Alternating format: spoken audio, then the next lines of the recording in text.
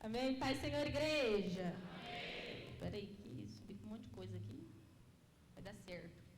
Deu? Paz, Senhor, igreja. Amém. Obrigada. Você pode se colocar de pé? Ezequiel 47, mídia. Igreja também, você que pode, abra sua Bíblia. Eu confesso que nesses dias aí, quando eu vi o Diego indo num texto, foi para Isaías, Bianca foi a Ezequiel, eu falei, eu tenho que ir para alguém também. Aí minha mãe fez, vai para Jeremias. Mas o Senhor essa madrugada me direcionou para algo, enquanto eu fazia o Caleb dormir, olha que demorou essa madrugada, o negócio, eu falei, Senhor, o que quer falar comigo? Então, abra sua Bíblia em Ezequiel 47, privilégio estar aqui nesta noite, eu sempre vou falar isso. Embora muitas vezes eu corri do altar, estar no altar, cumprindo a vontade do Senhor, sempre vai ser um privilégio. Mais do que cantar, que eu quero obedecer, viver essa obediência com o Senhor. Então, não faça como a pastora Vitória no início, não corra do altar, mas venha pro altar, corra pro altar, amém? Amém? Ezequiel 47, 1 vai dizer, depois disso, me fez voltar à entrada da casa, e eis que saíam umas águas debaixo do umbral da casa, para o oriente, porque a face da casa olhava para o oriente, e as águas vinham de baixo, desde a banda da direita da casa, da banda do sul do altar. E ele me tirou pelo caminho da porta do norte, e me fez dar uma volta pelo caminho de fora, até a porta exterior, pelo caminho que olha para o oriente. E eis que corriam umas águas desde a banda direita. Saiu aquele homem para o oriente, tendo na mão um cordel de medir, e mediu 1000 côvados, e me fez passar pelas águas, águas que me davam pelos tornozelos, e mediu mais 1000, e me fez passar pelas águas, águas que me davam pelo joelho, e mediu mais 1000, e me fez passar pelas águas, águas que me davam pelos lombos, e mediu mais 1000, e era um ribeiro que eu não podia atravessar, porque as águas eram profundas, águas que se deviam passar a nado, ribeiro pela qual não se podia passar. E me disse, viste, filho do homem? Então me levou e me tornou a trazer à margem do ribeiro. E tornando eu, eis que à margem do ribeiro havia uma grande abundância de árvores, de uma e de outra banda. Então me disse, estas águas saem para a região oriental, e descem a campina, e entram no mar, e sendo levadas ao mar, sararão as águas. E será que toda criatura vivente que vier por onde quer que entrares, estes 2 ribeiros viverá. E haverá muitíssimo peixe, porque lá chegarão essas águas, e sararão, e viverá tudo por onde quer que entrar este ribeiro. Você pode se assentar, dando glória a Deus.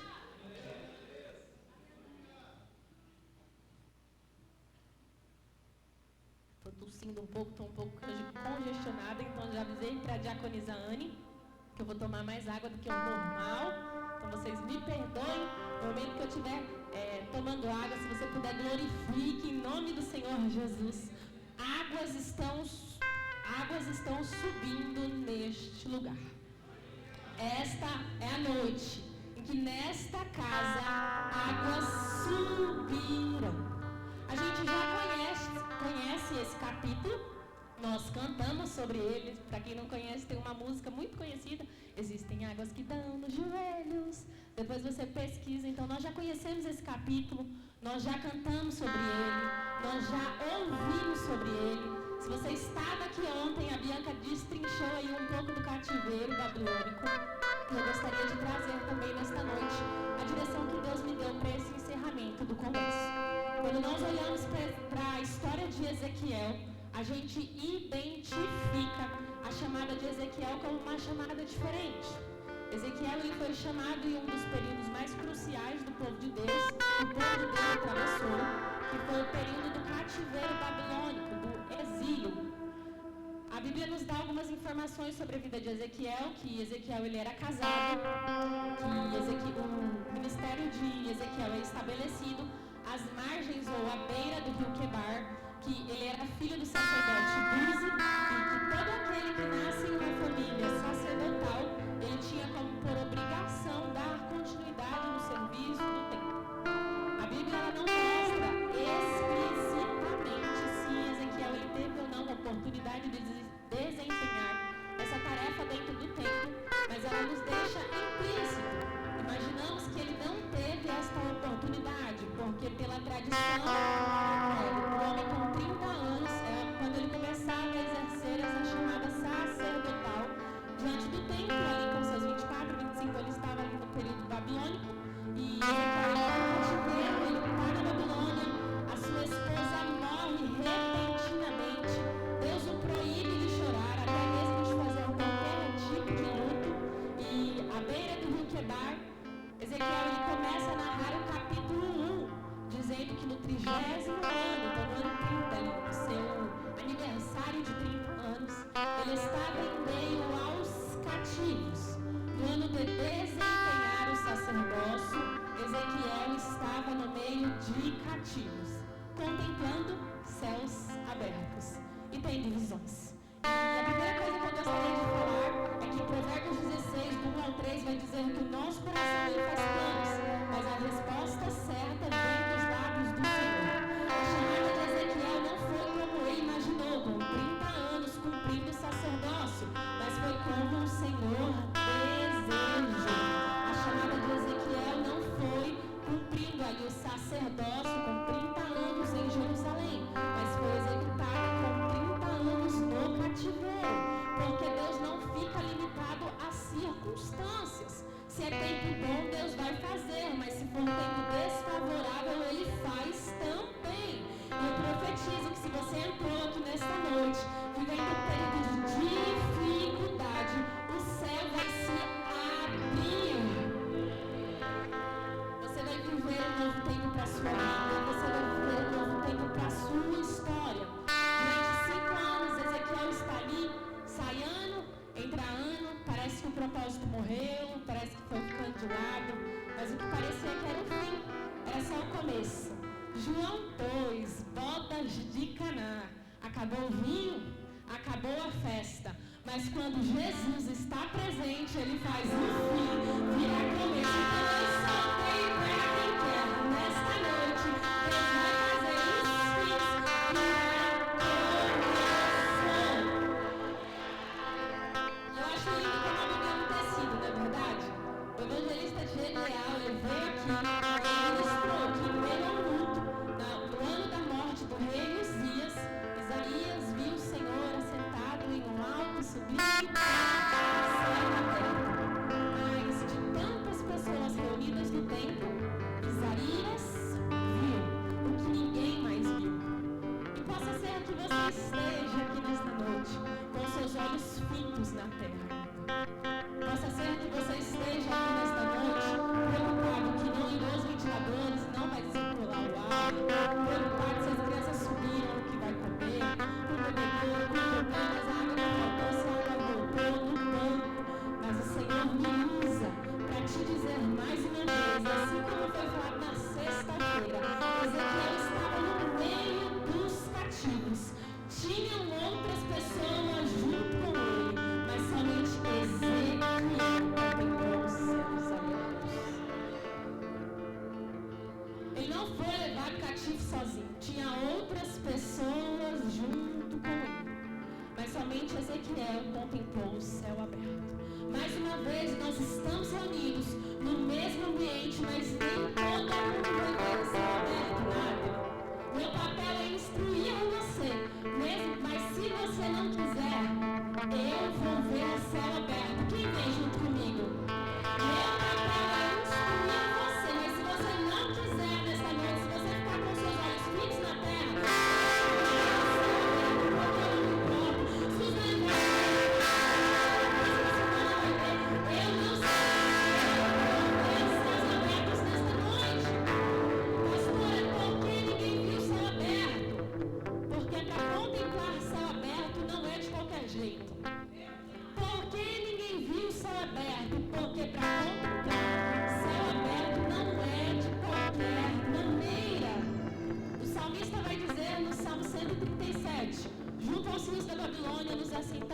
choramos, lembrando-nos de Sião, nos salgueiros que há no meio dela, penduramos as nossas harpas. Então, no mesmo grupo de pessoas, tem gente que está pendurando harpa. Ezequiel está no mesmo rio e está vendo o céu aberto. O meu posicionamento no meio da dificuldade vai dar o resultado deste processo. A questão é que tem um grupo de pessoas e o que você faz diante do problema? Você é aquele que vai pendurar as harpas? Ou você está no meio do povo, mas não? Eu estou com um posicionamento firmado no céu, por isso que eu vou ver céu aberto. Mas tem gente que se levanta, contempla céu aberto. E eu sei que no Ministério Edificando Lares o povo é diferente de Diaconizando. Eu sei que o povo do Ministério Edificando Lares não se assenta para lamentar, mas se levanta para adorar. Eu sei que o pessoal, o povo aqui do Ministério Edificando Lares não se assenta para chorar, mas se levanta para céu aberto.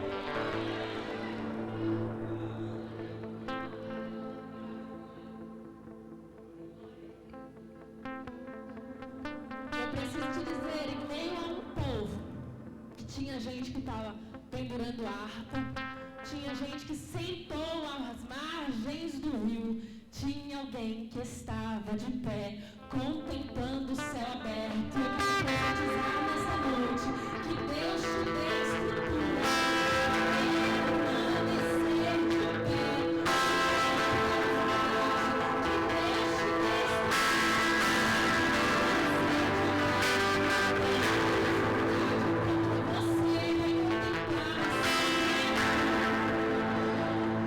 eu preciso dizer, você veio num congresso com o tema intimidade. Então saia daqui, não é tempo de pendurar harpas. Não é tempo de pendurar harpas. Mas eu cansei. Mas eu tô chateado. Não é tempo. Mas não é o que eu esperava. Não é tempo de pendurar harpas. Mas a crise veio, os problemas vieram. Não é tempo de pendurar harpa. Por que Ezequiel contempla céu aberto? Porque ele resiste ao ambiente. Quem pendurou harpa cedeu à pressão, mas quem resistiu ao ambiente contemplou o céu aberto. E aí, diante da crise, diante da pressão, vai ceder ou vai resistir? Então, eu preciso dizer, quem cede pendura a harpa. E eu profetizo que você não vai ceder em nome de Jesus. Permanecerão de pé. Juventude enraizada em vocês permanecerão de pé. Os céus são abertos. Aquele que Deus fortalece. Aquele que Deus fortalece. Deus vai te fortalecer para permanecer de pé. Deus vai te fortalecer para o cenário atual não te abater. Deus vai te fortalecer. Em janeiro não, finalzinho de dezembro, nós escutamos que 2025 é o ano da expansão. Mas eu preciso dizer também que 2025 é o tempo da unção nova. Que 2025 é tempo de salvação para a tua casa. Que 2025 é tempo de profetizar. Que 2025 é tempo de tirar a arma do salgueiro. Que 2025 é tempo de ter céu aberto. Que 2025 é tempo de você contemplar o que você nunca contemplou.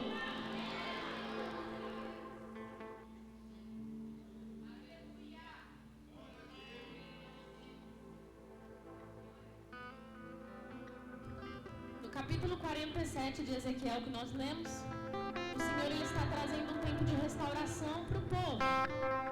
Ezequiel tem uma visão dentro do cativeiro Porque estar no cativeiro não nos impede de ter uma visão boa, tá bom? Não é porque nós estamos no cativeiro que só vai vir visão ruim, sonho ruim, não. Estar no cativeiro não impede de você ter uma visão boa. E a visão é água saindo do templo. Essas águas, elas estão em movimento e elas desembocam para um outro mar que aparentemente não tem vida. Mas a partir do momento que esse mar recebe as águas purificadoras ali, tudo que está dentro deste mar e em volta deste mar passa a ter vida.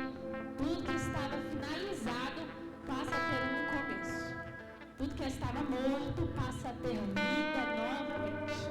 E antes de contemplar a visão maravilhosa ali que ele teve, o início do capítulo que nós lemos diz: e ele volta a entrar. Essa é a primeira frase. Você pode colocar para mim, por favor, Dani? Capítulo 47 de Ezequiel.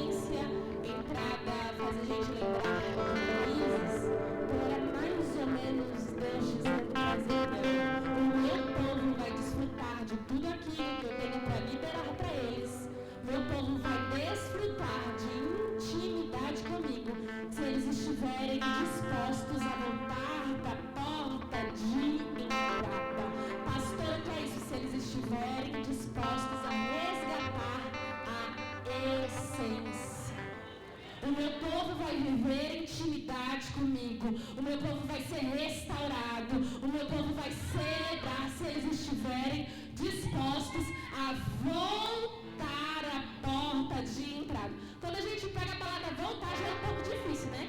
Porque ninguém quer voltar para lugares de onde a gente já passou, de lugares de onde nós já saímos. Mas é o Senhor dizendo para Ezequiel: as pessoas vão viver grandes coisas comigo se elas voltarem, se elas resgatarem a essência. Porque a Babilônia descaracterizou o povo de Deus. A Babilônia descaracterizou os comportamentos. Não era para adorar outros deuses, linguagens que não era para adotar, deuses que não era para ter adorado, comportamentos que não eram para ter tido. Aqueles que não se corromperam, esfriaram, sabe, Jackson? Quando mais um ensaio. Não, é só mais um, vamos lá, tá todo mundo indo, é pelo hype, é pela moda, Maria vai com as outras. Então, se não se corrompeu, tá frio espiritualmente, por causa dos processos. Mas o Senhor diz: manda o meu povo voltar para a porta de entrada. Ou melhor, eu faço o meu povo voltar para a porta de entrada. Porque na porta de entrada eles vão resgatar a essência deles. Porque não dá para viver em Jerusalém com a essência de Babilônia. Não dá para nós vivermos em Jerusalém com a essência da Babilônia. Então é necessário você voltar para a porta de entrada para resgatar a tua essência de cristão, a tua essência de Jerusalém, para viver em Jerusalém. O que é da Babilônia fica na Babilônia. Deus tem restauração, mas é necessário você voltar para a porta de entrada. Que você tenha uma convicção: hoje é noite de voltar para a porta de entrada, de resgatar a sua essência em Deus, de resgatar os seus princípios. Voltar para a entrada é resgatar a essência que você possuía. Eu não sei qual foi o golpe que te tombou, que te paralisou emocionalmente, espiritualmente, fisicamente, financeiramente, psicologicamente. Eu não sei o que abalou a sua estrutura espiritual, o O que eu sei é que Deus te trouxe a esta casa espiritual para te dizer: hoje é noite de você resgatar as suas raízes. Hoje é noite de você lembrar das suas origens. Hoje é noite de você desenterrar os seus talentos. Hoje é noite de você voltar a profetizar. Hoje é noite de você falar em mistério novamente. Hoje é noite de você voltar a orar. Hoje é a noite que o quartinho lá, o secreto que estava parado, volta ativa. Nesta noite, você volta para a entrada do templo.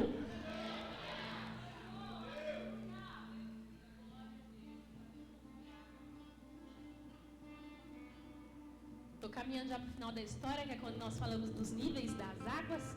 Mas eu também preciso fazer um adendo aqui, que as águas que saem do templo, elas estão em movimento. E água em movimento, gente, aprendi isso com o Gustavo, de ligar uma história na outra. Água em movimento me traz outra passagem na memória, que é João 5, o paralítico no tanque de Betesda. De tempo em tempo, um anjo ia ali e descia para movimentar as águas, e aqueles que estavam coxos ou deficientes, que eles estavam em volta do tanque, conforme eles eram colocados ali, lançados no tanque em movimento, a enfermidade ia embora e a pessoa ficava avançando. Beleza, pastora, eu já conheço a história. Onde você quer chegar com isso? Que águas em movimento apontam para Deus removendo toda a deficiência do teu povo. Pastora, onde você quer chegar com isso? A palavra me diz que as águas estavam em movimento. As águas em movimento apontam para Deus removendo, tirando toda a deficiência, toda a paralisia do seu povo. Eu não sei o que foi que te paralisou. Eu não sei o que foi que te deixou coxo por aí com a sua vida.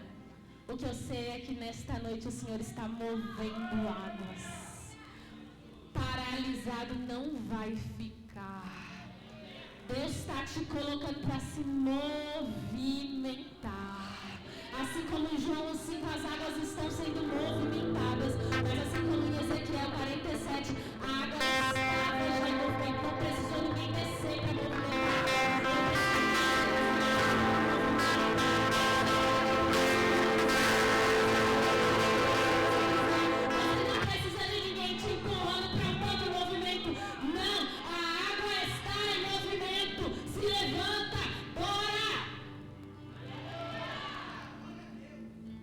Voltando para o capítulo 47 de Ezequiel, se apresenta para ele um varão. Esse varão tem um cordel de medir. E agora nós temos uma ênfase maior aí no tema do congresso, intimidade. Esse varão, ele mede 1000 côvados, equivalente a 500 metros ali, e ele convida Ezequiel a entrar. E as águas dão pelos tornozelos, é o primeiro nível da água. E águas nos tornozelos me fala sobre pés submergidos.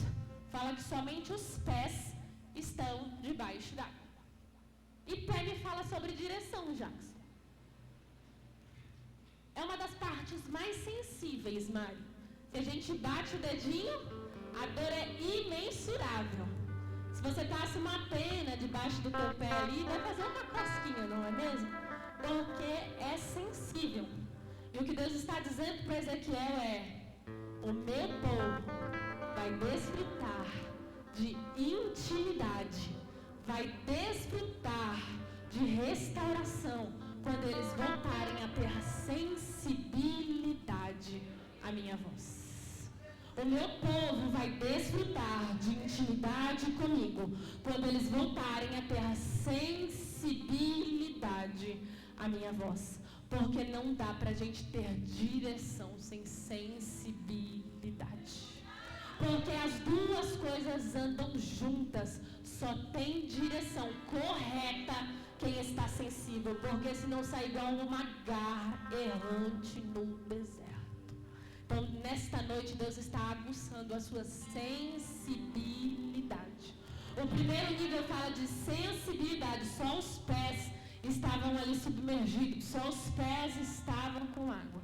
Então está trabalhando sobre a sensibilidade. O Senhor está dizendo, entra nessas águas, porque eu quero devolver a sua sensibilidade. Quando nós temos a nossa sensibilidade, nós ouvimos a direção do Espírito. Nós não tomamos decisão precipitada. Nós não fazemos o que o nosso coração quer, porque o nosso coração é enganoso. E quem anda na direção de Deus não faz o que o coração manda, faz o que o Espírito manda. Mas eu acho importante que o Senhor ele não é limitado. Ele não trabalha apenas em uma estação, uma geração, um estágio, um ciclo ou um nível. Então, já que já deu um passo, já que já molhou o pezinho, a sensibilidade já está aguçada, ele abre mais 1000 côvados e as águas vão pelo joelho. E existem níveis de profundidade em Deus que nós só vamos alcançar quando nós entrarmos em um lugar de oração. Porque a água no joelho me remete à oração. As irmãs do círculo de oração, que tinham o joelho marcadinho, não é verdade? Então existem níveis de profundidade em Deus que nós só vamos alcançar através da humildade. Onde eu dou um passo, olhei o pezinho e vim para a igreja já. Olhei meu pé e fui para o retiro. Olhei meu pé e vim para os jovens. Olhei meu pé e vim para uma conferência que o Senhor estava dando um pouco mais de entrega. Porque a oração nos leva a ter intimidade, profundidade em Deus. Um líder sobre aqui no ensino e tem um momento de oração para você direcionado a qual você deve orar. O lugar de oração é onde você revela o seu coração. Não é só vir para a igreja e ter uma oração da família, vou lá na igreja. Não. Lugar de oração é onde você revela o seu coração. Águas nos joelhos falam de oração, sim, mas também fala de cadência. O que é isso? Quem tem água no joelho não corre, anda. Pastora, você devia profetizar que nós vamos correr e não andar. Não. A vida de oração, ela retira toda a ansiedade do ser humano. A vida de oração, ela retira toda a ansiedade do ser humano. A vida de oração faz a gente respeitar o tempo de Deus na nossa vida. Não dá pra ficar com Deus assim de forma acelerada, sabe? Ó, Senhor, ou o Senhor faz ou faz. Senhor, ou o Senhor age nessa situação, ou o Senhor age. Não! Cadência. Calma, bora andar. Quem tem vida de oração está como o salmista no Salmo 91, está descansando. Quem tem vida de oração descansa, sabe por quê? Porque está escondido no esconderijo do Altíssimo. Então entra mais um pouco, molha mesmo o joelho, porque quem tem águas e rios nesta noite está aqui, com água liberada em movimento para você. E ele está dizendo, vem para a profundidade, porque eu quero dar cadência na sua vida. Sabe por quê? Porque quem corre se cansa, e quem se cansa não chega ao objetivo.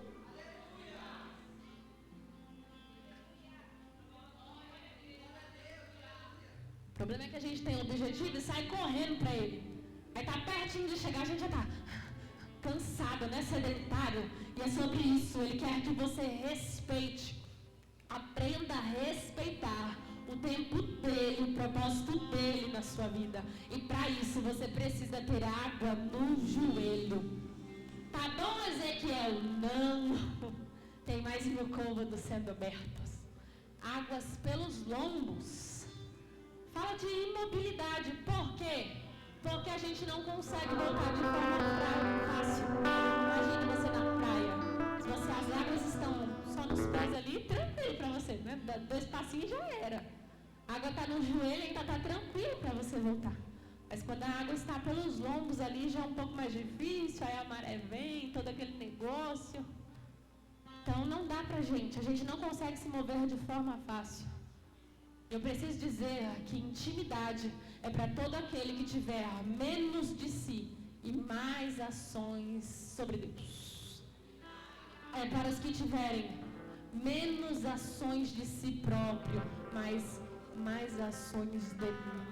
É mais sobre o Senhor e menos de nós. Que nós possamos cantar, que Ele cresça e que nós diminuamos e que isso possa ser uma verdade. Deixa Deus te movimentar. Porque quando as águas estão no ombro, muitas das vezes nós vamos perdendo controle. É para Deus dar o movimento. Quando tem menos ações de mim, eu exerço domínio próprio. Com menos ações minhas, eu exerço a longanimidade. Com menos ações minhas, eu tenho paciência. Com menos ações minhas, eu consigo exercer o amor. Com menos ações minhas, a bondade do Senhor evidencia. Com menos ações minhas, o fruto do Espírito Santo exala, cresce. Menos de mim, não é eu falar, não é não falar quando eu quero, mas falar quando o Espírito me ordena. Porque muitas das vezes a gente vai falar é menos de mim, então eu vou ponderar quando eu falar, não, você vai falar quando o Espírito te ordenar.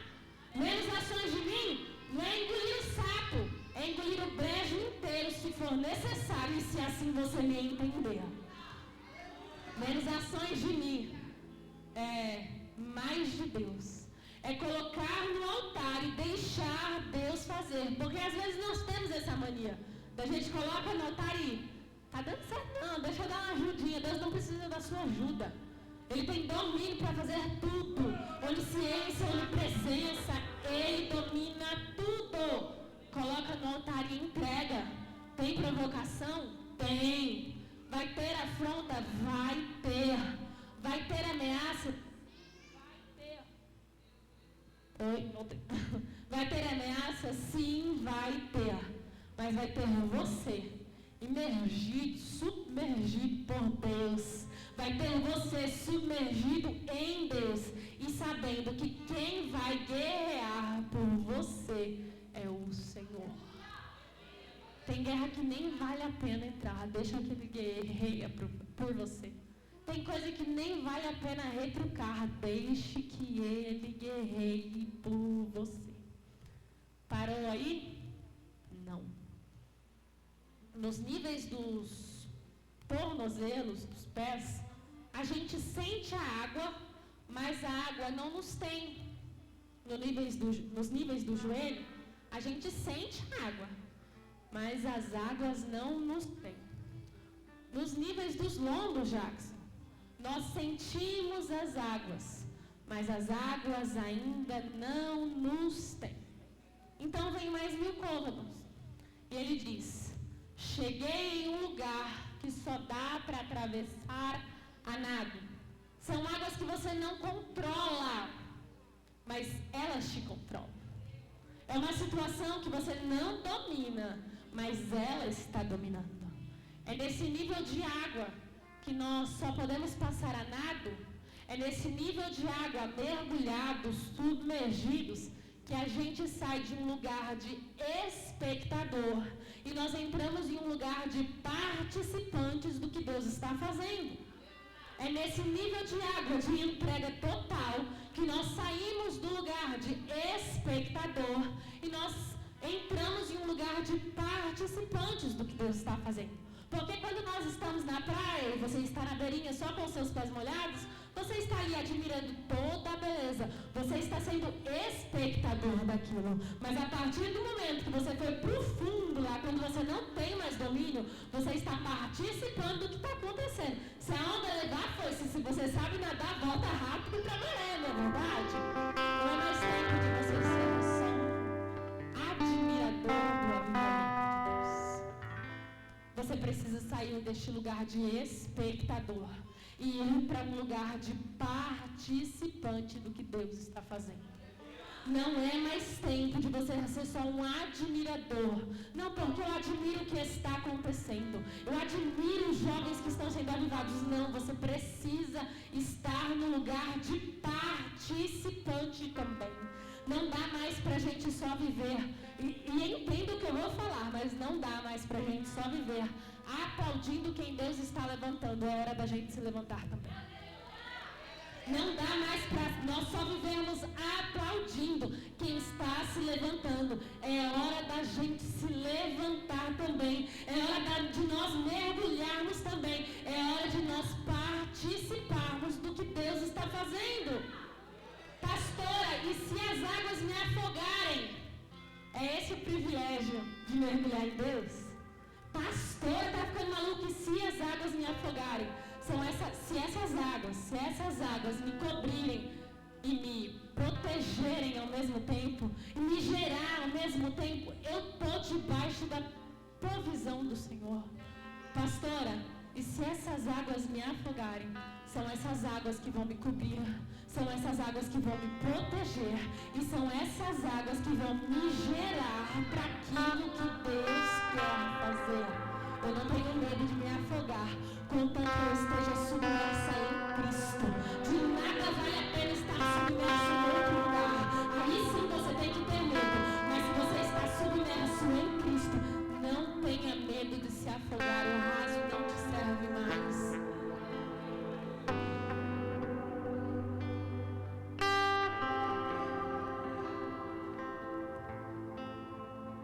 E ele disse assim: e o varão o tomou a trazer à margem do rio. E eu acho lindo, porque o mesmo varão que leva é o varão que traz. O mesmo varão que leva é o varão que traz. Eu imagino que essas etapas foram desafiadoras para Ezequiel, mas em todo momento o varão estava com ele. Em todos os momentos, os desafios da sua vida, o Senhor está contigo. Eu imagino que é desafiador porque as águas estão crescendo. É crescente, as águas crescentes assustam. Nós não estamos acostumados.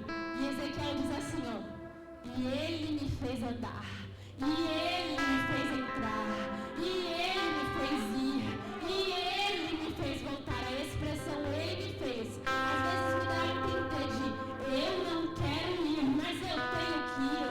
Mas também eu não vou se o Senhor não for comigo. Eu não vou se não for a sua mão para me levar. Opa, ele vai comigo, ele me fez andar, ele me fez voltar, ele me fez ir. É tudo sobre ele. Eu não arredo o pé se a presença dele não for. Eu não saio, eu não aceito essa porta de emprego, eu não entro neste relacionamento. É tudo pautado nele. É tudo sobre ele. E eu preciso dizer algo aqui, que enquanto eu estava preparando o esboço, meu mãe me chamava, o Gustavo me chamava, o Caleb chorava, e o Senhor falava que ele está habilitando pessoas aqui. A palavra é habilitando pessoas aqui. Eu sempre defendi que Deus escolhe os capacitados, não é verdade? Nunca fui daquela ideologia que ele capacita quem ele escolhe. Não, as pessoas precisam se capacitar. Para estar em determinado lugar, as pessoas precisam ter capacidade para aquilo. Capacitação é nossa.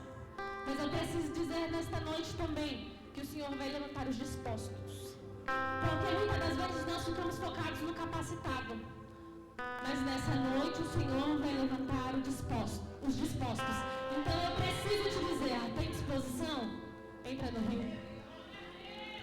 Tem disposição? Entra no rio. Tem disposição? Atravessa mais 1000 côvados. Tem disposição? Tá na parte dos joelhos, vai para a parte dos lombos. Tem disposição? Porque tem muito capacitado que não faz. Sou capacitado, minha hora vai chegar mesmo, porque eu sei que eu tenho capacidade para isso. Eu estudei para isso, então tem muito capacitado que não faz. Tem muito capacitado que não tem coragem de entrar. Tem muito capacitado que não se apresenta. Então eu preciso dizer nesta noite que Deus vai pegar os dispostos e os obedientes. Sabe por quê? Porque a questão não é só fazer. A questão também não é só saber fazer. A questão é obedecer. É estar na condição certa, habilitado para fazer. Quando eu tirei a minha carta de motorista, eu tinha alguns amigos, Nathalie, que eles tinham um carro, que eles sabiam dirigir, mas que eles não eram habilitados. Eles não tinham carteira de habilitação. Quando eu tirei a minha habilitação, eu pegava o carro no início, assim como a maioria dos novos condutores, não tinha tanta experiência, então a gente dirige insegura, não é verdade? A gente dirige mais devagar, as pessoas passam por nós e buzinam, e às vezes a gente até fica nervosa. Eu morria de medo de subida, então quando o carro morre na subida, meu Deus do céu, o coração chega aqui. Mas depois de um tempo a gente não se importa mais. Sabe por quê? Porque nós temos autorização para estar na pista. Depois de um tempo eu não me importo mais, porque eu tenho autorização para estar na pista. E nessa noite o Senhor está dando autorização.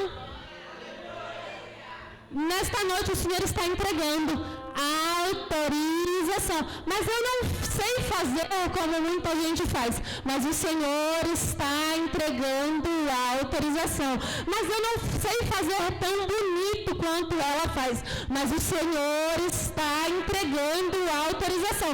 Mas eu não sei ministrar igual fulano ministra. Mas o Senhor está entregando autorização. Mas eu não sei fluir do jeito que ciclano flui, como ele encaixa. Mas o Senhor está te dando autorização. A autorização faz a gente passar pela blitz e sair ileso. A autorização faz a gente passar pela blitz e sair ileso. Eu já saí com gente assim, quando a gente está passando por algum lugar e fala, toca esse lugar comigo? Por quê? Porque eu tenho autorização para estar na pista. Então, a autorização faz a gente passar pela blitz e sair ileso. E não é questão de estar capacitado, é questão de ser obediente. Quem não tem habilitação está muito capacitado por aqui. Às vezes até melhor que a gente, não é, Nathalie? Mas não é questão de estar capacitado, é questão de ser obediente. A minha mãe fala, se a gente não consegue cumprir as leis da terra, quem dirá as do céu, não é verdade? Nessa noite Deus está dizendo, eu vou sacudir os obedientes. Ele está usando a minha boca para te dizer, obedientes, eu vou te usar. Enraizados, obedientes, eu vou te usar. Saia da sua zona de conforto. Saia do comodismo, deixa a preguiça de lado, porque Deus quer te usar. Estou finalizando já. Ministério, é você, Ministério de Louvor? Ou os jovens vão subir?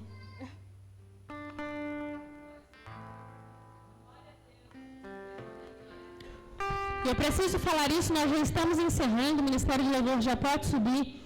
Essas águas purificadoras, elas desembocam no Mar Morto, em um mar que não tem vida, Nathalie.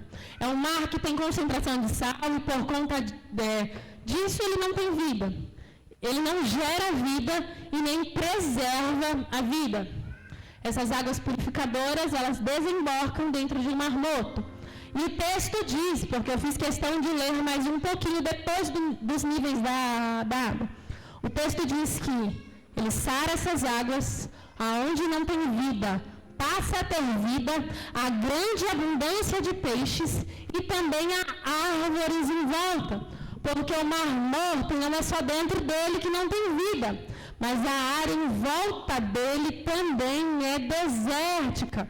Mas essas águas, elas vêm para limpar, tirar e colocar vida onde havia morte. E eu preciso te dizer que eu não sei qual é o impedimento, qual é a área da tua vida que por um momento ficou ali morta, cheia de sal, que nem tem vida, nem gera vida, nem preserva a vida. vida, mas eu tenho uma convicção, que o Senhor vai derramar a água dele nesta noite. E aonde há áreas mortas, o Senhor vai trazer vidas, porque rios de águas vivas fluem neste lugar. Rios de águas vivas descem sobre esta igreja e te envolvem para remover impedimentos, para remover barreiras, para limpar o que estava morto, para limpar você e o que está em volta de você também, porque a Bíblia diz que era morto no rio e em volta do rio. Eu preciso te dizer que quando a vida chega, ela não alcança só você, mas ela alcança o que está na sua volta também. Ela não alcança só você, mas ela alcança o que está na sua volta também.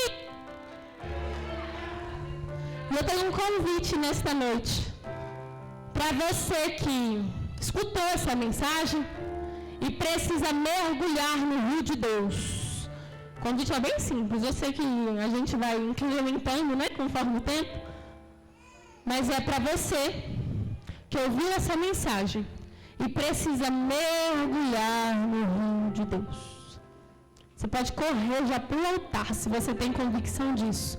A água estava nos meus pés, eu preciso correr, preciso mergulhar. Eu não quero nem pular, eu não quero nem etapas.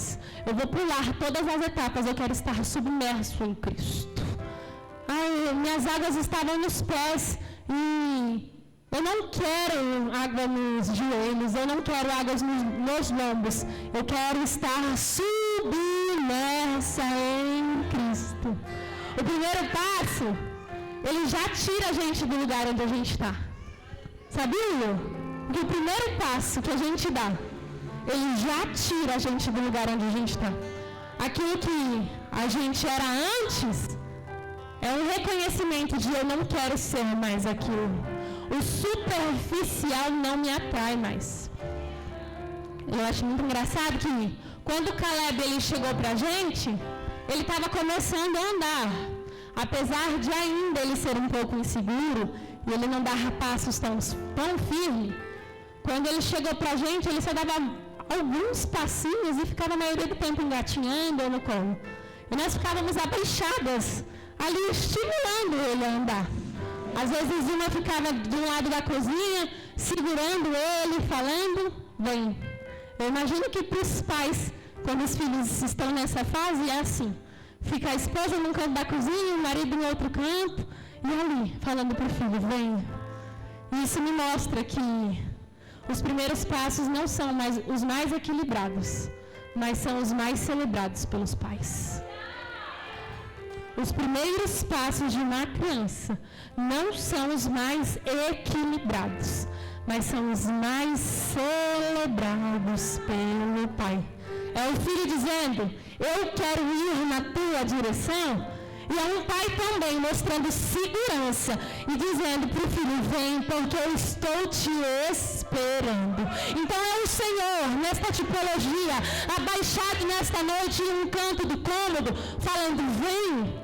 Porque eu sei que não tem tanta estabilidade às vezes, mas é o passo mais celebrado pelo Pai.